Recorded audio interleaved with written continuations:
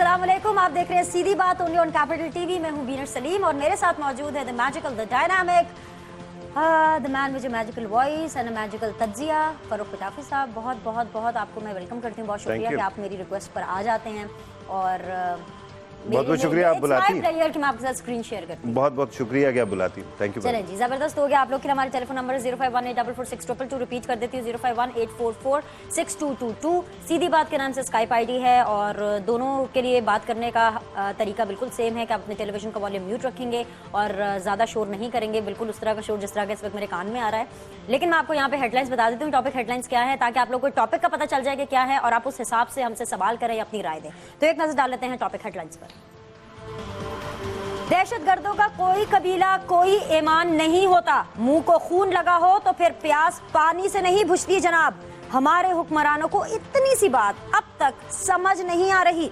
गुज़श्ता चंद दिनों में छोटे छोटे बम धमाकों और हमलों के बाद आज कराची और पेशावर में 2 बड़े धमाके। मासूम बच्चे और खवातीन एक बार फिर खून में नहला दिए गए।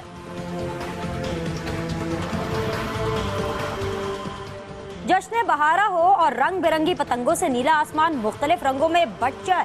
लाहौर में ऐसे मनाजिर देखे बरसों बीत गए। धाती डोर बनाने वालों के आगे हुकूमती रिट बेबसी की भोंडी तस्वीर नजर आती है। एक बार फिर लाहौरियों की बहार पतंगों के बहार यानी बसंत के बगैर ही गुजारेगी।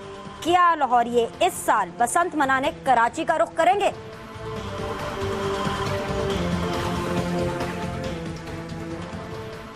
और फिर एक बार पेश आया वही माशरती बेहिज़ी का वाकया। कराची की नन्ही गुड़िया को क्या मालूम था कि इंसानों की इस बस्ती में जिनसी भेड़िए बसते होंगे। पॉकेट मनी से कुछ खरीदने के लिए घर से निकलने वाली 6 साला परी को पड़ोसियों का जिन अपनी हवस की भेंट चढ़ा गया।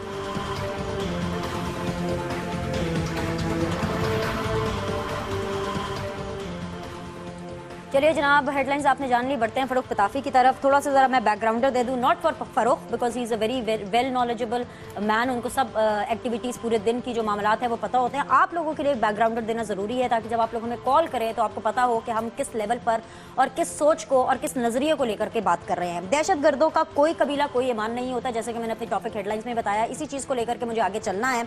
इतने दिनों में मुल्क के मुख्तलिफ हिस्सों में छोटे मोटे वाक़यात होते रहे हैं। छोटे मोटे इसलिए जिस घर में सफ़े मातम बिछता है उसके लिए तो बहुत बड़ा वाक़या होता है, लेकिन हमारे लिए इसलिए छोटे मोटे क्योंकि पाकिस्तान ने इससे ज़्यादा दर्दनाक वाक़यात देखे हैं।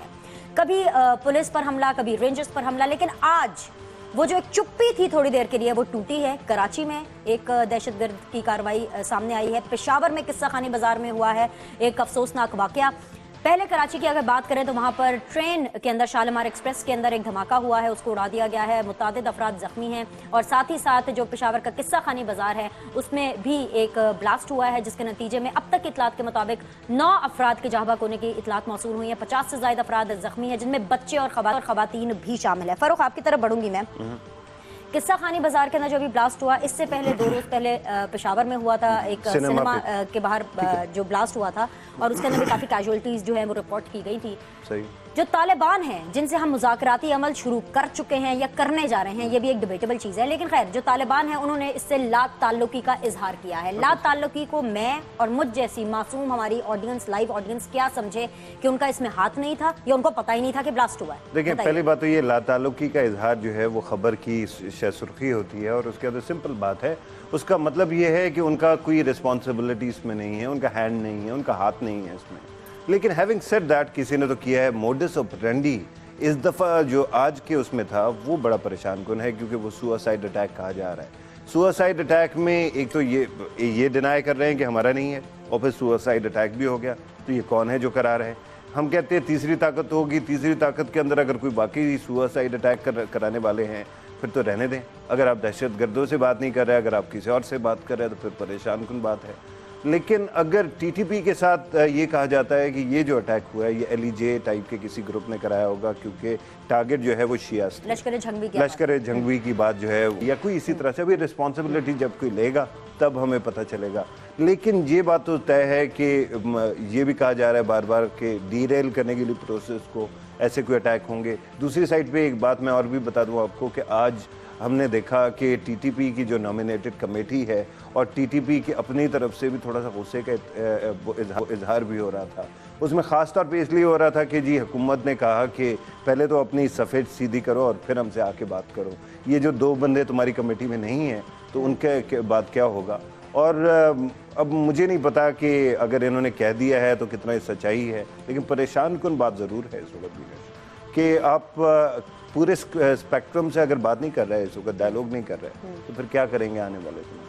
ठीक है, आपके लिए परेशान कुन बात है, मेरे लिए भी परेशान कुन बात है, लेकिन मेरा जो नज़रिया है इसको लेकर के देखने का और चलने का वो बिल्कुल मुख्तलिफ है। उसके ऊपर मैं अभी बात करती हूँ, बता दें, लेकिन करती हूँ मैं बात। लेकिन मैं पहले आपसे ये चीज़ जानना चाह रही हूँ कि तीसरी कुव्वत की आपने बात की, तीसरी कुव्वत की हुक्मरान भी बात कर रहे हैं, तीसरी कुव्वत की लोग भी बात कर रहे हैं कि अगर तालिबान ने इन वाकयात की या रिसेंटली जो दहशतगर्दी की कार्रवाइयाँ हुई हैं उससे लाताल्लुकी का इजहार किया है, उसको ओन नहीं किया है और ये तीसरी कुव्वत है, तो इसको आइडेंटिफाई करना, इसको रोकना हुकूमत का काम है। नहीं, क्या अमेरिका की पुलिस आएगी कि इंडिया से पुलिस बुलाई जाए? नहीं, ये आपने बड़ी उम्दा बात की। उसकी वजह है कि जब भी कोई डायलॉग चलता है उसके 2-3 काम होते हैं। किसी भी जंग के अंदर अगर आपने टाइम गेन भी करना होता है ना, ये होता है सीज फायर हो गया, रात हो गई है तो जंग में सीज फायर हो जाता है, आप डायलॉग करें या ना करें, आपका काम होता है कि अपने ज़ख्मियों को इलाज करें, आप अपने घरों तक जो है ना सारे का सारा सिस्टम बेहतर कर लें। तो इस वक्त मेरे ख्याल में जो टाइम मिला है उसको आप इसी एक सिस्टम के या डायलॉग के ऊपर नहीं रोक सकते। आपको मल्टीटास्किंग करनी है जो कि रियासतें करती होती हैं। आपको याद होगा इस ऑपरेशन से या सॉरी इस डायलॉग से पहले एक बात चल रही थी कि नेशनल सिक्योरिटी पॉलिसी बनाई जा रही है, वो प्रेजेंट होनी चाहिए, वो कहीं लिम्बो में चली गई है। इम्पॉर्टेंट बात यह है कि इस वक्त 3-4 चीज़ें बहुत ज़रूरी हैं जो करने की ज़रूरत है। एक तो ये है कि अगर कोई तीसरी कुव्वत है तो आपको एक्सपोज करने की ज़रूरत है। अगर आप कहते हैं कि इंडिया उसमें रिस्पॉन्सिबल है या कोई और मुल्क रिस्पॉन्सिबल है तो फिर स्मोकिंग गन लेके आइए ना। जैसे आपने देखा मुंबई में उन्होंने बंदा पकड़ लिया, वो बंदा कह रहा है कि मैंने किया है, ठीक है। इसी तरह से कोई 4 बंदे पकड़ लें आप। अगर आप नहीं पकड़ सकते हैं तो फिर तीसरी कुव्वत को छोड़िए, फिर आप बात ये समझिए कि यही लोग कर रहे हैं। अगर सेक्टेरियन की बात है तो मुझे ये बता दीजिए कहाँ लिखा हुआ है कि आप टीटीपी से बात कर सकते हैं, अब लश्कर जंगवी या किसी और टेररिस्ट ग्रुप से नहीं कर सकते। दहशतगर्द जो है वो दहशतगर्द है। अगर आपने कंटेन डायलॉग से करना है तो मेक श्योर कि आप सबको साथ लेके चले। अगर आपने ऑपरेशन करना है तो फाबेहा पूरे पाकिस्तान में जहां जहां पे मौजूद है उसको वो किया जा सकता है। लेकिन मैं नेशनल सिक्योरिटी पॉलिसी के बारे में 2-3 चीजें इसको जरा होल्ड कीजिए, वापस आके इस बारे में बात करते हैं, क्योंकि मुझे भी अपना पॉइंट ऑफ व्यू आपको देना है जिसके ऊपर आपने बड़ा पुरजोर इसरार किया था कि बोल दीजिए। अभी इस वक्त जरा आवाम को शामिल कर लूं मैं। अस्सलाम वालेकुम। अस्सलाम वालेकुम। अस्सलाम वालेकुम। जी मेरे भाई, कौन कहां से? जी जनाब बोलिए। जी मैं सैयद अली रज़ा बात कर रहा हूँ इस्लामाबाद से। जी अली जी, मैंने ये सवाल करना था कि देखिए जब भी आर्मी पर कोई अटैक होता है या सिक्योरिटी फोर्सेस पे कोई अटैक होता है तो वो तो जिस तरह लास्ट टाइम बन्नू में हुआ या आर्य बाजार में हुआ, वो अपना बदला तो ले आए, जो कि अच्छी बात है, लेना भी चाहिए। ठीक है। लेकिन जब अवाम पे अब हमले हो रहे हैं उसका कोई बदला लेने नहीं जाता और हमें ऐसा लगता है कि जैसे अवाम को बस अल्लाह के रहमो करम पे छोड़ दिया गया है और हमारा बदला लेने वाला कोई भी नहीं। ठीक है अली, बात करते हैं। Thank you so much for being the part of Seedhi Baat. अब हमें ऑन एयर देखिए, आपको इसका जवाब ऑन एयर मिलेगा। अस्सलाम वालेकुम।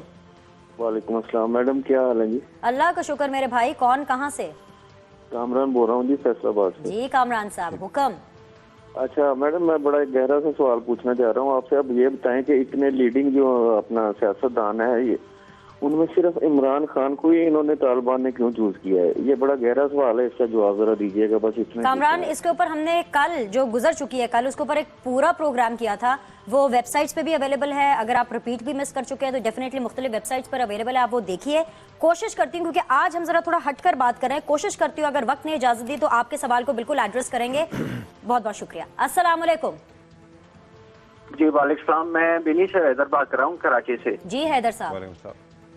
बिनी, सबसे पहले मैं शेर कहना चाह रहा हूँ जो रसूल खुदा सल्लल्लाहु अलैहि वसल्लम के नवासे ने कहा था करबला के मैदान में कि मैं इमाम हुसैन बिनते इब्ने अली और रसूल खुदा का फर्जंद जो मैं तुझ जैसे यजीद से बैत कैसे करूँ, जो तुम कितने कातलों के खून बहा चुके और मैं तुम जैसे यजीद से बैत करूँ। जब इमाम हुसैन ने करबला में यजीद की बैत नहीं की तो हम इन कातलों का तालिबान से क्यों बैत कर रहे हैं? ठीक है हैदर साहब, खैर मेरी प्रोडक्शन शायद लोगों के लिए इतनी माने ना रखे और वैसे भी फारूक साहब की मौजूदगी में इसका जवाब आपको वापस आकर देते हैं। ब्रेक लेना है, लेकिन जाते जाते मेरे पेट में बात रहेगी नहीं तो बोल जाती हूँ, टीजर दे जाती हूँ। 0.05% है कि मुज़ाकरात हों। जानती हूँ कि ब्रेक के अंदर गुस्सा निकालेंगे, फरूख निकालने दीजिए। 0.5% है कि मुज़ाकरात हों। जहां से मैं देख रही हूं इसका हतमी हल ऑपरेशन ही होगा और उसके बाद भी डिसाइडेड नहीं है कि हल निकलेगा या नहीं निकलेगा। For more answer and for more detail answer keep watching अस।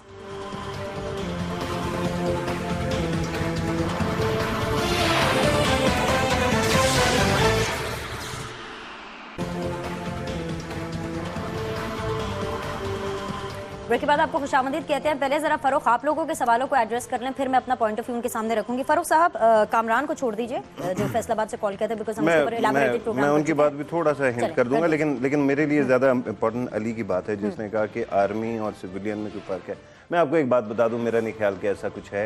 यह हुकूमत की कॉल है कि किसके ऊपर ऑपरेशन करना है, किस वक्त नहीं करना। मेरे ख्याल में एक बड़ी डायनामिक किस्म की स्ट्रेटजी है जिसके अंदर जो है वो कैरेट्स भी होंगे, स्टिक्स भी होंगी, और वो स्टिक्स जो है वो हमने पहले इस्तेमाल होती हुई देखी। अब कैरेट्स की बारी है तो उसके अंदर बात चल रही है। बीनिश कहती हैं कि ये सक्सेसफुल नहीं होगा। अब मैं ज्योतिषी तो हूँ नहीं कि मैं कह सकूँ, लेकिन मेरा ये ख्याल है कि जो भी हो, आज के दिन भी गवर्नमेंट की तरफ से जो कमेटी है उसकी तरफ से एक अच्छी हमें नज़र आया कि उन्होंने पहले कहा कि अपनी सफ़े ठीक करो फिर हम बात करेंगे। इसका मतलब ये है कि असर्ट कर रही है वो कमेटी, ये नहीं है कि वो जाके ईगर टू प्लीज़ हो और बार बार सामने बैठ जाए।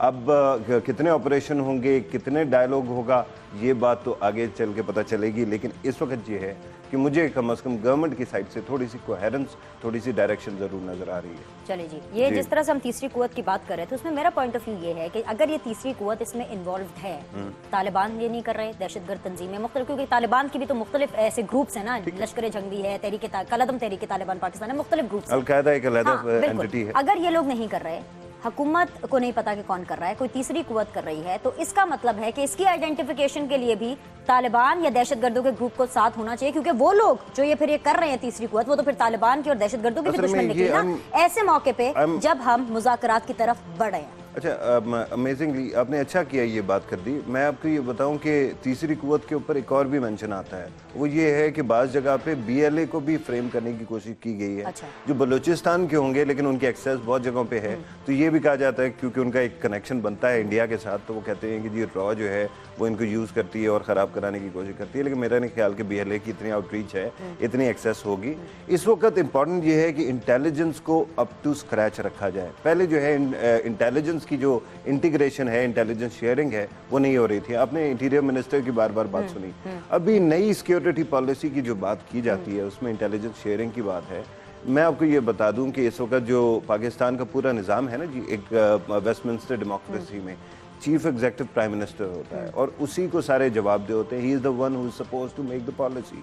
इस वक्त जो है क्योंकि मियां नवाज शरीफ साहब हैं, इम्पॉर्टेंट ये है कि एक तो इंटेलिजेंस शेयरिंग का मैकेनिज्म भी अभी वो लगाया जाए और अपनी जगह में लेकर आया जाए। दूसरा ये है कि अमेरिका की एक एग्जांपल है जहाँ पे अमेरिकन प्रेसिडेंट को इंटेलिजेंस कम्युनिटी के एक रिप्रेजेंटेटिव डेली ब्रीफिंग देता है और बताता है कि आज ये थ्रेट है, पता यहाँ पे हिला था, यहाँ पे टेररिस्ट फिर रहे थे और उनकी ये खराबियाँ हैं। जब प्राइम मिनिस्टर के पास ये सारे का सारा मैकेनिज्म होगा तो ही कैन जज। याद रखें कि इस वक्त तालिबान ने 2 कमेटियां बनाई हैं, एक डायलॉग की मीडिएशन कमेटी बनाई है, एक पीछे उसकी ओवरसीइंग कमेटी बनाई है। तो इस वक्त जो हुकूमत ने बनाया है उसके साथ अगर वो एक एडिशनल कोई मैकेनिज्म बना लेते हैं जो कि ओवरसी करे इंटेलिजेंस गैदरिंग को, टेररिस्ट एक्टिविटीज़ को। आपको याद होगा नेक्टा की बड़ी बात आती थी कि काउंटर टेररिज्म अथॉरिटी होनी चाहिए नेशनल। उसका भी मसला ये है कि वो किसको जवाब देगी। क्या इंटेलिजेंस मैकेनिज्म जो है वो इंटीरियर मिनिस्टर को करेगा? ऐसा एक्सटर्नल इंटेलिजेंस की एजेंसी है, वो क्यों इंटीरियर मिनिस्टर के पास जाए? अच्छा, इसी तरह से नेक्टा जो है वो इंटीरियर मिनिस्टर को रिपोर्ट करेगी या वो प्राइम मिनिस्टर को करेगी? इस वक्त इंपॉर्टेंट ये है कि तमाम मैकेनिज्म डिफाइन किए जाएं और नेशनल सिक्योरिटी पॉलिसी अपडेट की जाए और इन प्लेस आ जाए। अगर खुदा ना खास्ता 1 महीने 1.25 महीने के बाद डायलॉग नाकाम होते हैं तो उस वक्त आपके पास कोई एक्शनेबल इंटेलिजेंस भी हो और ऑपरेशनल वो भी हो। ये जो मैं और आप बैठ के टेलीविजन पे जी मुझे हकीमुल्लाह मसूद का या मुझे फ़लाँ का फ़ोन आ गया और उसने शाहिदुल्लाह शाहिद का फ़ोन आ गया और उसने कह दिया कि ये नहीं करो, बाल ऐसे कटवाओ, मुझे ऐसे रखो, वो बातें जो है मेरे ख्याल में ख़त्म होनी चाहिए। ये चीज़ें मीडिया पे नहीं आनी चाहिए। ये मीडिया का काम नहीं है डायलॉग को नेगोशिएट करना। TTP और हुकूमत दोनों का काम नहीं है कि they should be negotiating through the media, they should be talking through the mechanism that they have devised. लेकिन अगर नहीं होगा तो लेकिन फिर दहशतगर्दों ने मीडिया को इन्वॉल्व कर लिया ना, मीडिया को इन्वॉल्व कर लिया, मीडिया पे अटैक्स मीडिया के भी आ रहे हैं, फिर उनके नुमाइंदों से बात भी हो रही है। एक अच्छी बात हुई कि जो 2 बंदे अंसार अब्बासी और ये मकबूल जान साहब का नाम आ रहा था, कम से कम वो हट गया। अब 3 बंदों की कमेटी है, लेकिन उस कमेटी के अंदर मुझे सबसे ज्यादा परेशान को लगता है कि 2 बंदे जो है मौलाना समीउल हक साहब और जो प्रोफेसर इब्राहिम साहब हैं, वो दोनों के दोनों जो है पॉलिटिकल एक्सपीरियंस के लोग हैं। पॉलिटिशियन जो होते हैं वो फ्लेक्सिबल होते हैं, चाहे जितने भी रिजिड हों फ्लेक्सिबिलिटी ले आते हैं। तीसरे साहब जो है ना, उनके ऊपर मुझे परेशानी है, क्योंकि आज तो उन्होंने अपनी तरफ से कंडीशंस भी दे दी और मुझे लाल मस्जिद की तरफ ले गए जो वाकया हुआ था। जिस बंदे की ये हालत हो कि जिसने अपना लॉस इतना बड़ा करा लिया क्योंकि फ्लेक्सिबिलिटी नहीं दिखा सका, वो नेगोशिएशन में क्या करेगा।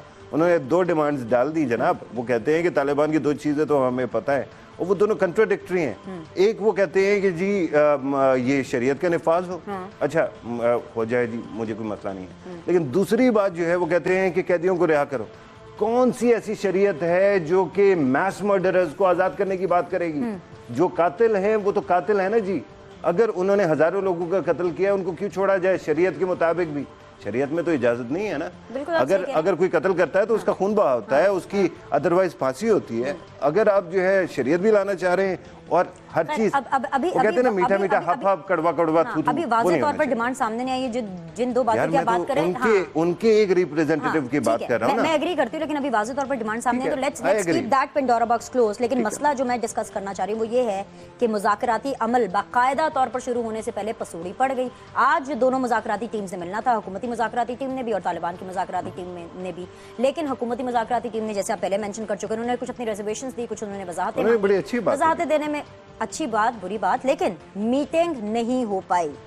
कल होगी परसों होगी नहीं जानती, लेकिन पसूड़ी पड़ गई। और मैं जो बार बार कहती हूँ ना कि नजर नहीं आ रहे हैं, क्योंकि देन अगेन अगर मुज़ाकरात की मेज पर बैठते हैं, एक ग्रुप मान जाता है और उसके बाद कोई दहशतगर्दी की कार्रवाई होती है, वो ग्रुप कहता है, फॉर एग्जांपल तहरीक तालिबान कहते हैं भाई हमने तो नहीं किया, फिर आप किस ग्रुप की तरफ देखेंगे? हजारों ग्रुप्स ऐसे हैं, पसूड़ी से पै गई ना। दोनों तरफ सियासत ही तो चल रही है। एनफोर्समेंट का मामला भी बहुत बड़ा है, क्योंकि ये जो आज अटैक हुआ है उससे पता चल गया कि एनफोर्स सारी की सारी चीजें इनके कंट्रोल में भी ना हो जिनसे आप बात कर रहे हैं। लेकिन जो मैकेनिज्म बनाया ना कि 3 कमेटियां हों, वो थोड़ा परेशान कौन है। उसकी वजह है कि अगर गवर्नमेंट और तालिबान आपस में बात करते, चाहे जितना बदसूरत हमें बात लगे कि जी आप नॉन स्टेट एक्टर से बात कर रहे हैं, लेकिन अगर वो बात हो रही होती तो आपको पता होता अगला क्या कह रहा है। हुकूमत ने फिर अब सुन लेना मेरी बात तो सुन लेना, मेरी बात। अच्छा वो हुकूमत सुनना चाहती हूँ आपकी बात को, लेकिन आप ऐसे तीली लगा देते हैं। फरोख नहीं, अगर आप देखें पता क्या है, जो मैं बात बता रहा हूँ काम की है और मैं भी कहीं क्या मतलब मेरे सवाल काम के नहीं है। मैं माफ कीजिएगा, मेरा भी अब ओपिनियन नहीं है। मैं कोई इंटेलिजेंस जो एक्सपर्ट्स हैं उनसे बातें करके आया, कुछ शेयरिंग लेकर आया हूँ।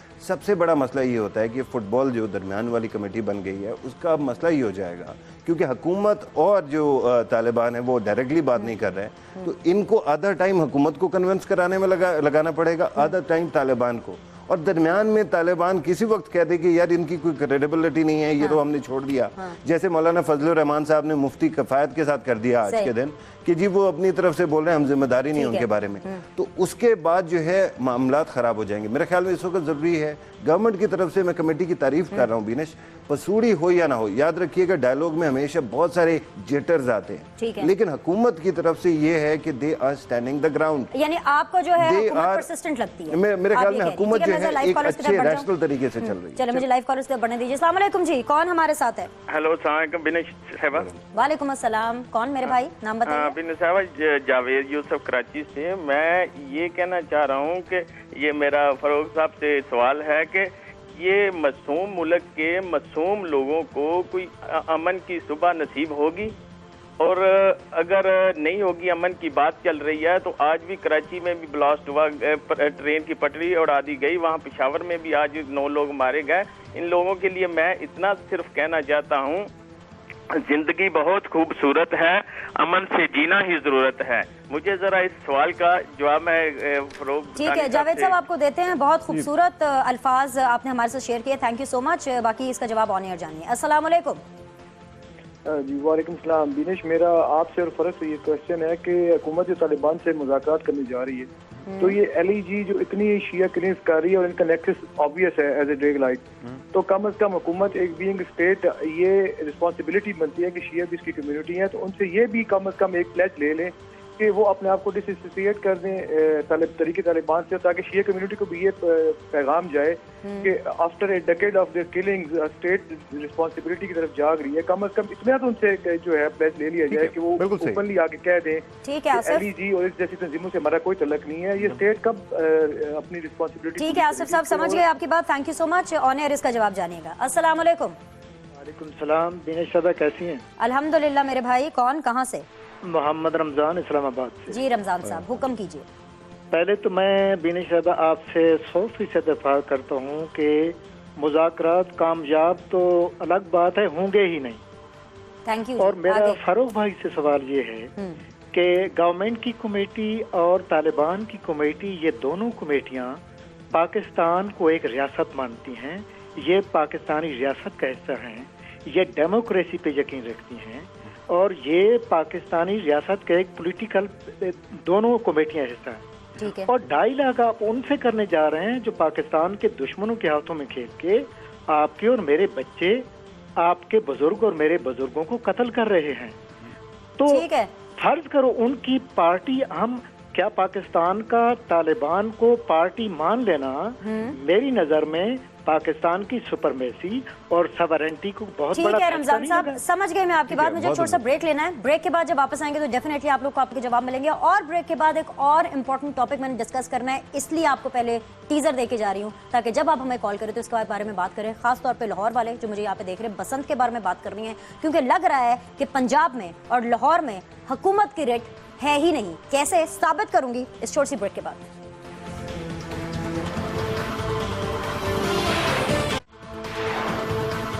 चलिए जी, ब्रेक के बाद एक बार फिर से आपको खुशामदीद कहते हैं, आपके सवालों का जवाब लेंगे और फिर बढ़ेंगे अगले टॉपिक की तरफ। लेकिन मेरा मौक़िफ़ अभी भी यही कायम है कि दोनों तरफ से, हुकूमत की तरफ से भी सियासत हो रही है, तालिबान की तरफ से भी सियासत हो रही है, सियासी प्रोग्राम चल रहा है। बाकी अमन व अमान का अल्लाह ही हाफिज़, और क्योंकि हर चीज़ अल्लाह पे छोड़ी हुई है तो ये अल्लाह पाक जल्द पाकिस्तान में अमन कायम करे। ओवर टू यू, जवाब दे दीजिए। देखिए, आपके जो पहले कॉलर थे उन्होंने कहा था क्या पाकिस्तान में अमन हो जाएगा या नहीं होगा। बात यह है कि इस वक्त जो है, मैं कोई पॉलिसी मेकर तो हूँ नहीं या फिर फ्यूचर का हाल भी नहीं जानता, दिलों का हाल भी अल्लाह ताला जानता है। लेकिन मैं आपको एक बात बता दूँ, मेरा ये ख्याल है कि 13 साल की जंग के बाद अब मुझे रियासत के अंदर कोई थोड़ी सी तहरीक नज़र आती है, चाहे वो हुकूमत हो चाहे वो फौज हो, जहाँ पे ये फ़िक्र है कि अब ये मामला इसी दफ़ा ख़त्म करना है। ठीक है, 2014 में अगर ये मामला ख़त्म ना हुआ, अमेरिकन भी खित्ते से चले जाएंगे, उसके बाद अफ़गानिस्तान जो है वो स्ट्रेटिजिक डेप्थ बन सकता है, तो हमारे लिए बहुत बड़ा क्राइसिस हो जाएगा कि ये दहशतगर्द हम पे अटैक करें। तो मेरा ख्याल है कि इंशाल्लाह अमन हो जाएगा। पाकिस्तान के अंदर इंसेंसिटिविटी इतनी बढ़ गई है कि रोज़ाना लोग मरते हैं और हम उनको नंबर समझते हैं, या नंबर नहीं। अब एक एक बंदे के, इंडिविजुअल का नाम देखिए, किस तरह से उसकी ज़िंदगी तबाह हो गई, क्या कुछ हुआ, वो बहुत इंपॉर्टेंट है। दूसरी बात की लश्कर जंगवी की, मेरे ख्याल में ये बहुत अच्छी बात आपने की, डिसोसिएट भी करना चाहिए, और मेरे ख्याल में ये प्री कंडीशन भी हो सकती है कि अपने आप को डिस्टेंस करें और कहें कि TTP का इससे कोई ताल्लुक नहीं है लश्कर जंगवी से। लेकिन मैं आपको बता दूं, लश्कर जंगवी भी दो हैं। ये याद रखिएगा कि TTP के पीछे भी एक दिमाग जो है वो TTP का नहीं है।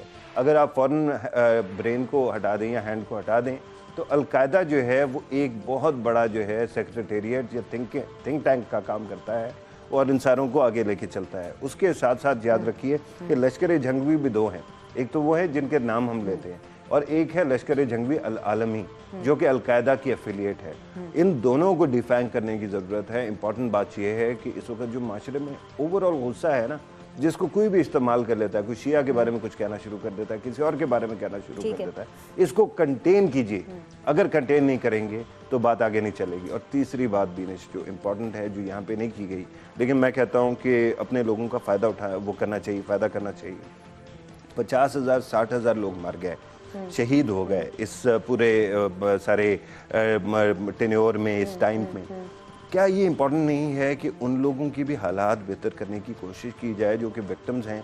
मिसाल के तौर पे पोलियो वैक्सीन की जो एक पिलाने वाली खातून फौत हुई, शहीद हुई, वो 250 रुपये रोज़ाना की उनकी तनख्वाह थी, वो वाहिद कफील थी, वो फौत हो गई, वो शहीद हो गई, उसके बाद उनका घर कौन संभालेगा? हुकूमत ने ये कर दिया है कि इतने पैसे दे दो और एक फैमिली में से किसी मेंबर को नौकरी दे दो। पैसे आमतौर पे कम होते हैं, कोई हुकूमत देती है, कभी नहीं देती है। दूसरी बात ये है कि उनके जो कफील वगैरह उनकी रिप्लेसमेंट तो हो नहीं सकती। इम्पॉर्टेंट ये है कि पाकिस्तान चैरिटी के लिए मशहूर है दुनिया भर में।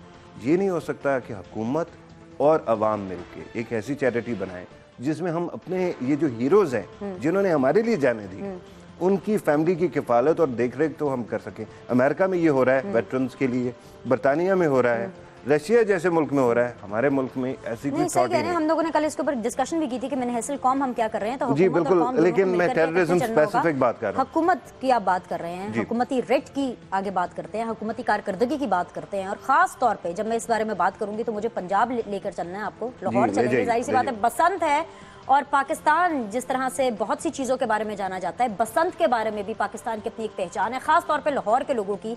पिछले 6-7 सालों से बसंत नहीं हो पा रही है। रीज़न उसकी ये बताई जाती है कि जो धाती डोर है वो गले काट रही है। इतने सालों से तो गले नहीं कट रहे थे, लेकिन पिछले कुछ अरसे में गले कटते हुए नजर आ रहे हैं, सिर्फ इस धाती डोर की वजह से। बाहर की आमद है, और उसी के लिए बसंत का फेस्टिवल मनाया जाता है। जो एक्टिंग चीफ मिनिस्टर साहब हैं हमारे, हमजा शहबाज शरीफ, गुस्सा बहुत आएगा फरूख पताफी साहब को, क्योंकि वो इससे पहले बहस कर रहे थे। मुझे क्यों गुस्सा आएगा कि आके एक्टिंग क्यों कह रही हैं आप, जिस इसके ऊपर बहस कर रहे थे। नहीं, लेकिन समझ नहीं आ रही क्यों कह रही हैं आप एक्टिंग इसलिए क्योंकि अब तमाम मामलात जो हैं वो पंजाब के वो सारे हमजा शहबाज शरीफ साहब देख रहे हैं। शहबाज शरीफ साहब क्योंकि हमजा एमएनए हैं, लेकिन वो पंजाब असेंबली के सेशंस में भी जा रहे हैं, उसकी सारे वो चीजें भी देख रहे हैं, जितनी भी वहाँ पे कमेटियां चल रही हैं पंजाब के लेवल पे ऊपर जो भी काम हो रहा है उनको हेड वो कर रहे हैं, and this is on record. हमारे आपको क्या कंट्रडिक्शन नजर आ रही है कि उन्होंने डिबेट ये नहीं है फरूख साहब कि वो हमारे एक्टिंग सीएम हैं कि नहीं है, मेरी नजर से हमारे एक्टिंग सीएम है, बिल्कुल उसी तरह जिस तरह शहबाज शरीफ साहब हमारे नायब वजीर आजम है। अब आप इस पे भी डिबेट कर लेंगे, खैर एनीवेज चलें, ये इस डिबेट को किसी और दिन करते हैं। आज अब रेट की बात कर रही थी, मैंने कहा स्ट्रक्चर की बात करेंगे, इंस्टीट्यूशन की बात करेंगे, कि ये वही हिसाब हो गया कि कुएं के अंदर कुत्ता गिर गया और कुएं को साफ करने के लिए आप पानी निकाल रहे हैं, कुत्ता नहीं निकाल रहे, धाती डोर आप बंद नहीं कर रहे हैं, लेकिन बसंत आप बंद कर रहे हैं। बताइए जवाब। देखें पहली बात तो ये है कि मुझे नहीं पता कि उन्होंने क्या सोच के पहले प्रॉमिस किया था और किस वजह से रोक दिया। दो ओपोनेंट्स हैं बसंत के, एक कोई मजहबी किस्म का उन्होंने किया हुआ है कि ये जी काफराना है वगैरह, that has nothing to do with it. Islam ने प्री इस्लामिक जो जितने भी त्यौहार थे उनको ओन किया, और वो आज तक ईदों की सूरत में हमारे साथ भी मौजूद है। अगर हम यहाँ से भी कोई चीज़ ले लेते हैं तो मेरे ख्याल में बुरी बात नहीं है, खुशी मनाने का मौका पूरा होना चाहिए। लेकिन दूसरी ऑपोजिशन जो है वही है जो धाती तार हो या वैसे गले कटने की बात करते हैं, तो उसमें मैं आपको ये बता दूं कि आपको पसंद आए ये बात या ना आए, आपने देखा वो मोटरसाइकिल वाले जो तारें लगा के फिर रहे होते हैं अपने मोटरसाइकिल के ऊपर, बच्चे छोटे छोटे अपने सामने बिठाए थे, गले कट जाते हैं। बात ये है कि आपने एंटरटेन ज़रूर होना है, ज़रूर हो, लेकिन not at the cost of गरीब बंदा जो कि मर जाते हैं। बच्चों की जिंदगी, मैं हर इंसानी जान की बात करता हूँ, कल भी हमने बात की थी, आज भी करेंगे कि इंसानी जान कीमती है, उसको जितना बचा सकते हैं बचाएं। खास तौर पे जो मजदूर तबका है, जो मेहनती तबका है, जो बेचारे अफोर्ड गाड़ियां नहीं कर सकते, उनकी जानें भी तो जो गले कटने की जो हम बात कर रहे हैं बसंत के हवाले से भी, पतंगबाजी के हवाले से भी, और ये जिस तरह से आपने भी एग्जांपल दी, गले कट रहे हैं धाती डोर की वजह से। धाती डोर कहाँ बनती है, कितनी फैक्ट्रियां, हुकूमत को तो पता होगा ना, उनको क्या खत्म करना, उन पर बैन लगाना क्या बहुत मुश्किल काम है? नहीं, मुझे एक बात बताएं, एक तो हम बुनियादी ये रखते हैं कि बैन कर दें। धात जो है, ठीक है, धात जो है, मेटल जो है, वो कहीं इस्तेमाल होती है ना, केबल्स में यूज होती है, पता नहीं किस तरह से होती है, लोग उसका भी इस्तेमाल कर लेते हैं। एक पतंग चढ़ाने की बात है ना, वो चढ़ गई तो उसके बाद तो तार भी आप इस्तेमाल कर सकते हैं। अब क्या कुछ बैन करेंगे? एक बात तो ये है कि अगर आपने इवेंट करना है तो ऐसी जगह पे करें जहाँ पे आम आवाम ना हो, ताकि आप सेलिब्रेट कर सकें। बेशक कोई स्ट्रक्चर बना लें। उन्होंने कहा था कि हम उसको एक सर्टेन एरिया दे रहे हैं, छांगा मांगा लेकर के गए, वहाँ पे करोड़ों रुपए की इन्वेस्टमेंट हुई, 3 लेन्स वाली रोड वहाँ पे बनी, रेस्ट हाउसेस बने, और अब ये कहा जा रहा है क्योंकि आवाम की सहूलत के लिए वहाँ पे खदशा है कि धाती डोर इस्तेमाल की जाएगी, लिहाजा हमजा शहबाज शरीफ ने जो वादा किया था, आसरा दिया था, अगर आप आबादी से दूर कर रहे हैं तो मुझे ये लगता है कि उसके बाद फिर ओपोनेंट वो लोग होंगे जो कि इसको कल्चरल एक्टिविटी के तौर पे या रिलीजियस वजूहात की वजह से इसको अपोज करते हैं। इस वक्त जो है वैसे ही लिबरल्स का और मॉडरेट्स के बुरे दिन चल रहे हैं। आपके सामने कभी अंसार अब्बासी साहब बैठे होते हैं, कभी औरिया साहब बैठे होते हैं, कभी और बड़े बड़े नाम होते हैं जो कि पता नहीं क्या कुछ उनको कह रहे होते हैं। तो ठीक है यार, महीने 2 महीने के लिए बर्दाश्त कर लें, लेकिन मैं आपको ये बताऊँ कि कल्चरल एक्टिविटीज़ होनी चाहिए। और वो कल्चरल एक्टिविटीज़ की एक और बात है ना, अच्छी बात है, अगर पंजाब नहीं करता ना करे, बिलावल साहब है ना, कराची ले जाएंगे, वहाँ पे सेलिब्रेट कर लेंगे। वाले जो है वो कराची जाएंगे बसंत मनाने के लिए, बात करते हैं इसके ऊपर। तो कराची वाले भी लाहौर आते थे। चले इन लोगों की जरा राय शामिल कर लेते हैं। अस्सलाम वालेकुम। अस्सलाम वालेकुम जी। जी मेरे भाई, कौन कहाँ से? जी सर। जी सैम्यूल, फरमाइए। जी सैम्यूल यकूब बात कर रहा हूँ। बिनिश बहन, क्या हाल है आपके? अल्लाह का शुक्र। फरूक भाई आप भी ठीक हैं? अल्लाह का शुक्र है जी, आप ठीक ठाक फरूक हैं? भाई हम बहुत सारी मतलब आपकी इंफॉर्मेशन लेते रहते हैं।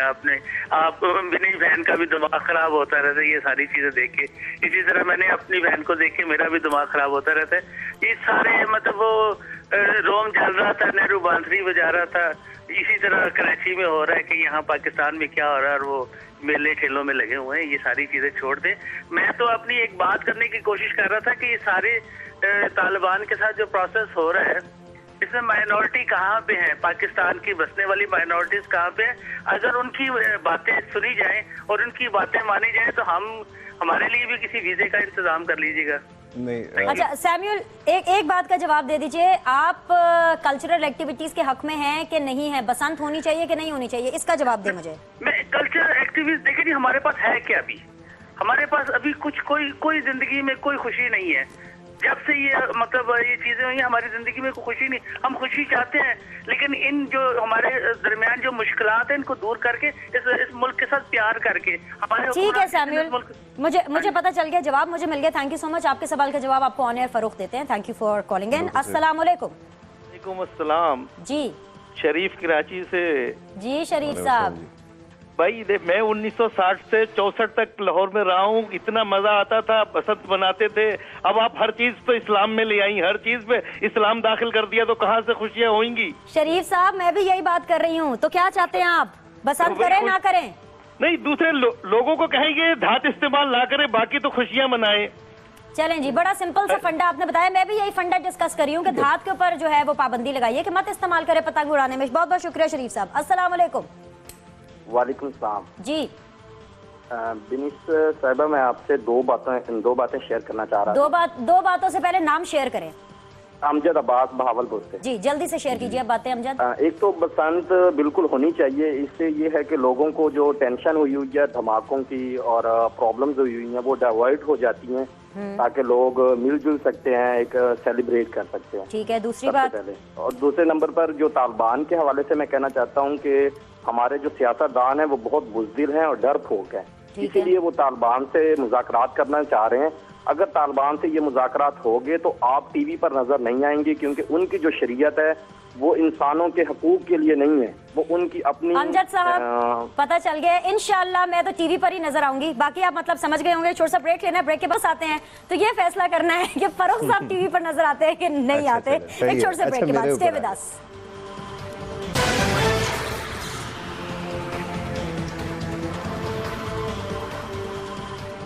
चलिए जी, ब्रेक के बाद आपको खुशामदीद कहते हैं। फरूख जी सवालों के जवाब दीजिए। जी, सबसे पहले तो सैम्बल साहब की बात मैं करूंगा। सैम्बल साहब, एक बात मैं आपको बता दूं, तालिबान से नेगोशिएशन हो या ना हो, उनकी शरीयत क्या नाफिज कराना चाहते हैं, शरिया के लिए पूरे सिस्टम जो पहले से मौजूद हैं, इस्लामिक जो है वो आइडियोलॉजी काउंसिल भी है, बाकी चीज़ें हैं। मेरे ख्याल में इस वक्त पूरे पाकिस्तान के अंदर एक चीज़ जो इम्पोर्टेंट बढ़ रही है और वो ये है कि पाकिस्तान की जो मिडिल क्लास है, वर्किंग क्लास है, वो भी आहिस्ता आहिस्ता जो है वो कंजर्वेटिव तो होगी, लेकिन उसके बावजूद माइनॉरिटीज़ के बारे में उनके अंदर रियलाइजेशन आ रही है। मैं आपको सच बता दूं, माइनॉरिटी एक ऐसा लफ्ज़ है जिसको मैं इस्तेमाल करना ही नहीं चाहता। मैं तो मानता हूं कि माइनॉरिटी जो है वो सिर्फ़ और सिर्फ जो है ना तो वो एथनिक माइनॉरिटी होती है, ना ही वो जो है कोई मज़हब के रिलेटेड होती है। जो पाकिस्तान को ना माने या पाकिस्तान के आइडिया को या स्टेट को ना मान रहा हो तो शायद वो माइनॉरिटी हो सकती है। आप मेजॉरिटी का हिस्सा हैं, आपके राइट्स को इंशाल्लाह बढ़ाएंगे, कम नहीं होने देते।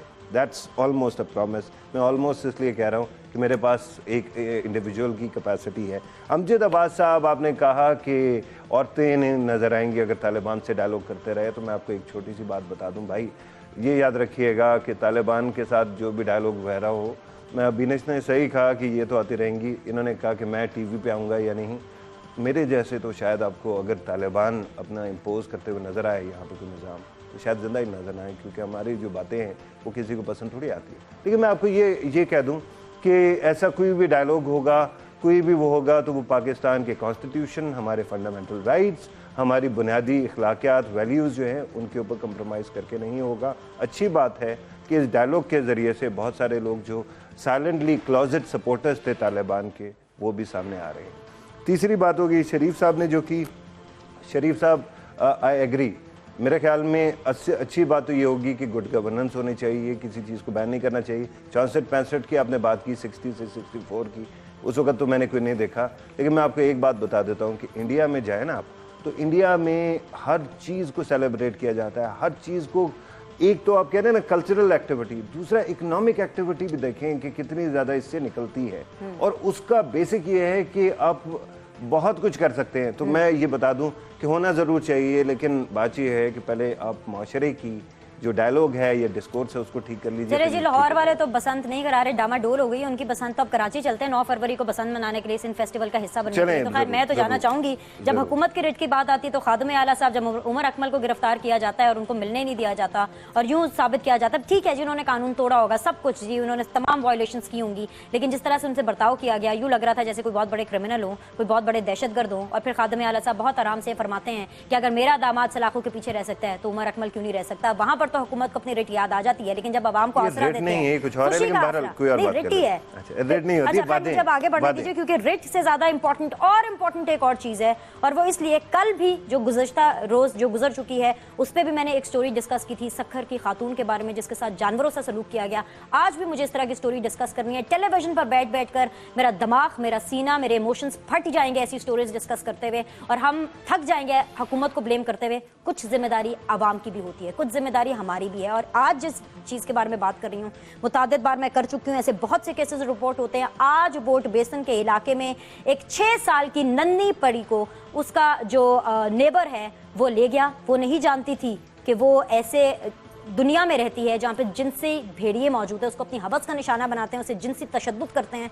बेशक वो मुल्जिमान पकड़े गए, लेकिन मैं फिर फ़ारूक की तरफ ही आऊँगी। फ़ारूक, हमारी आवाम क्या कर रही है, क्यों?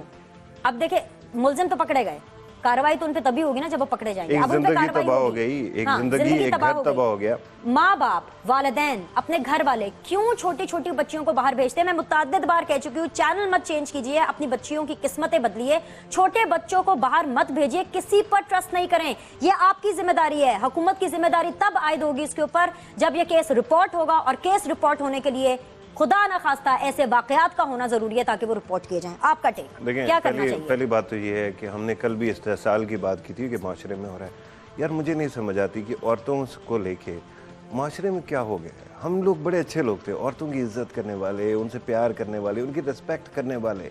हमारी सोसाइटी का पिवट थी औरत, हर चीज़ में जो है ना हमें जो है ना आगे तरक्की करते।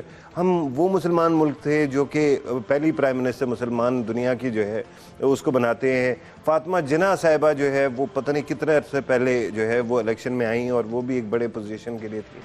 अगर हम घरों की बात करें तो घरों में भी बेटियों के साथ जो हो रहा होता है, आपको मैंने पहले भी बताया था कि तालिबान ने भी एक काम किया अफगानिस्तान में जो हुआ, एक बच्ची को उठा के उन्होंने सुसाइड अटैक के लिए भेज दिया, क्योंकि बेटे जो है वो शायद कमाते हैं तो वो प्यारे होते हैं और बेटियां नहीं होती। खुदा के लिए औरत और बच्चों के लिए जो राइट्स है ना उनके ऊपर मेहनत कीजिए। अपने बच्चों की तो खुद हिफाजत कीजिए, दूसरों के बच्चों की भी कीजिए। पागल लोग ज़रूर मौजूद होंगे माशरे में, लेकिन अगर ये बार बार टीवी पे भी तमाशा शुरू हो जाता है। वो एक बच्ची लाहौर में हुआ था, उसके बाद उसकी पूरी की पूरी वो उठा के फिरता हुआ दिखा रहे हैं, कभी एक साइड से चेहरा दिखा रहे हैं, कभी दूसरी साइड से दिखा रहे हैं। बेहिसी को ख़त्म कीजिए। इस्लाम, इंसानियत, पाकिस्तानियत, इनमें से कोई भी चीज़ ऐसी चीज़ को जस्टिफाई नहीं करती। ये जो बच्ची के साथ हुआ है ये बहुत ज़्यादा ज़्यादती वाली चीज़ है, और अल्लाह करे कि पाकिस्तान में बात फिर वही आगे फरोख कि ये वो केसेस हैं जो रिपोर्ट हुए हैं। ऐसे बहुत से केसेस हैं जो रिपोर्ट नहीं होते। लोग शर्मिंदगी में, लोग इस वजह से कि एक उनके बच्चों के साथ घनौना सलूक होता है, जिनसे तशद्दुद का शिकार बनाया जाता है। लेकिन मैं आपको एक बात बताऊं, फिर आप कहेंगे कि हुकूमत क्या कर रही है या रियासत क्या कर रही है। याद रखिएगा कि पहली रियासत जो है ना वो हमारे अपने घर में खानदान होता है, कुंबा होता है, फैमिली होती है, वो भी एक रियासत है। उसके अंदर रिस्पॉन्सिबिलिटी उनकी भी तो आती है अपने बच्चों को। अच्छा, बेटियों को आप इस तरह से आराम से जाने देते हैं। यार मैं 2 बेटियों का बाप हूँ, अल्लाह माफ़ करे, अल्लाह बचाए सबको, लेकिन मैं ये मानता हूँ कि बेटियों को तो मुंह में ज़बान की तरह रखना चाहिए, उनको प्रोटेक्ट करती हो जाती और है। बच्चों को अवेयरनेस भी देनी बिल्कुल चाहिए, सही। पेरेंट्स को ओपन होना पड़ेगा। मैं जानती हूँ 5-6 साल की छोटी बच्ची को आप क्या समझाएंगे, लेकिन फिर भी उससे प्रोटेक्ट करें ना फिर बताइए आप। कि आप अपने पेरेंट्स के अलावा, अपने माँ बाप के अलावा घर से बाहर नहीं जा सकते। अब ये 6 साल की बच्ची है, अपनी पॉकेट मनी से कुछ चीजें खरीदने बाजार गई, क्या माँ साथ नहीं जा सकती थी? क्या कोई बहन साथ नहीं जा सकती थी? क्या कोई भाई साथ नहीं जा सकता था? आप सबसे पहले अपने बच्चों का तहफ्फुज कीजिए। खुदारा खुदारा खुदारा, मैं इसी नोट पे प्रोग्राम खत्म करूंगी कि सबसे पहले आपको प्रोटेक्ट करना है अपने बच्चों को, उसके बाद हम हुकूमत से सवाल करेंगे, उसके बाद हुकूमत का काम आता है। अगेन मिन हैसिल कौम, बहैसियत एक कौम के आपके ऊपर भी एक जिम्मेदारी आयद होती है। अपने घरों को महफूज रखिए, अपने बच्चों का प्लीज बहुत ख्याल रखिए। इसी नोट के साथ कि पाकिस्तान के लिए जो भी हो बहुत अच्छा हो। आज के शो से बस इतना ही, मैं आपसे इजाजत चाहूंगी। कल इंशाल्लाह आपसे दोबारा मुलाकात होगी। देन अगेन मुझे अपनी दुआ में याद रखिएगा, फरूख को अपनी दुआ में याद रखिएगा, अपने बच्चों का बहुत ख्याल रखिएगा और खुदा हाफिज़। इट्स टाइम टू डिसअपेयर, और इस दफा हम किसी के कहने पे डिसअपेयर नहीं हो रहे, टाइम खत्म हो गया, हम डिसअपेयर हो रहे हैं। Will come again tomorrow.